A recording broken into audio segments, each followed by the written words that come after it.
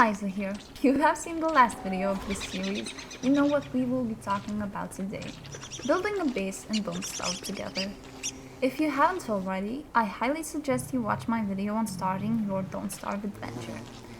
Just like last time, I am showing the strategies for playing in Don't Starve Together, but most tips work in Don't Starve as well. So without further ado, if you want to settle down and build a base, you have to know the world you spawned in. This is really important, because now you have to judge the best place for your new home. There are plenty of things to look after when making this decision. Your perfect base should be near movable resources, things you cannot replant or obtain by other means.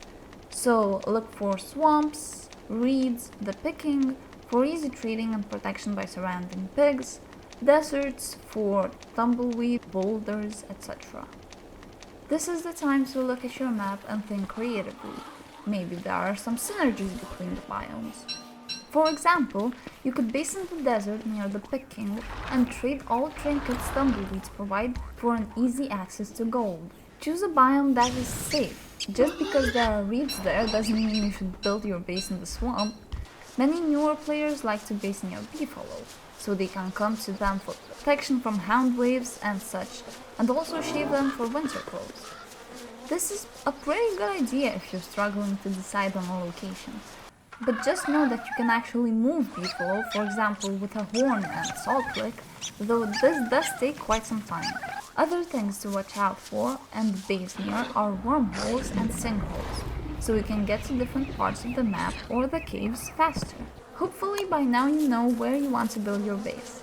The only thing to do now is craft. First things you'll want are a science machine and a fire pit. The science machine shouldn't hang along there too long because its only purpose now is to allow you to craft the alchemy engine. When you have that, go ahead and craft a hammer and express your anger. The fire pit's location is pretty important because if you are planning for the future, specifically summer, you will be thinking about getting fungomatics. And these things put out all fires, including your fire pits.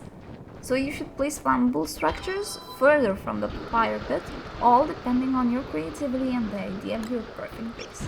Next, you'll want to make a chest for storing items. Be sure to designate a specific space for all the chests that are yet to come. Now, where basing really shines is having your own food supply. And for this we have to open up the food crafting tab. First thing, I suggest crafting the crockpot. This thing changes the way you eat food in Don't Starve. It can make the most useless things into nutritious meatballs and such. Even the berries I have been picking up can be thrown in there for a small sanity boost. So go out to burn some trees and chop them up for charcoal. And take extra, cause this isn't the only craft charcoal shines in. I also suggest planting all those plants you've been digging up ASAP to let them take time to grow. This is where the rot is going to be super important. You see, neither berry bushes nor grass grows without being fertilized first, so have a rot in front of these fellas to let them live. I also suggest planting berry bushes in this particular pattern, making sure to leave room in the middle of the farm plot. This could be useful if you decide to make a gobbler farm in the future. Next, you can make drying racks to store meat for longer and get a lot of sanity in times of need. Go out on a journey for manure and craft improved farms. Do not build basic farms. It is completely worth it to use a little more resource for much faster growth of crops. If you follow this tutorial successfully, you should have a pretty reliable source of food, a shelter and storage space. From here, I don't have such strict suggestions, but you should get these in whichever order is best for you. Ice boxes, lightning rod, birdcage, bee boxes, ice fungomatics, and the endothermic fire pit. If you build all of these structures, your base will become the place you will love coming back to. It will be safe and efficient. Now the only thing left is protecting your base from danger as life in the constant moves on. So get to work and come back here when you're ready to hear some tips on that as well. Good luck!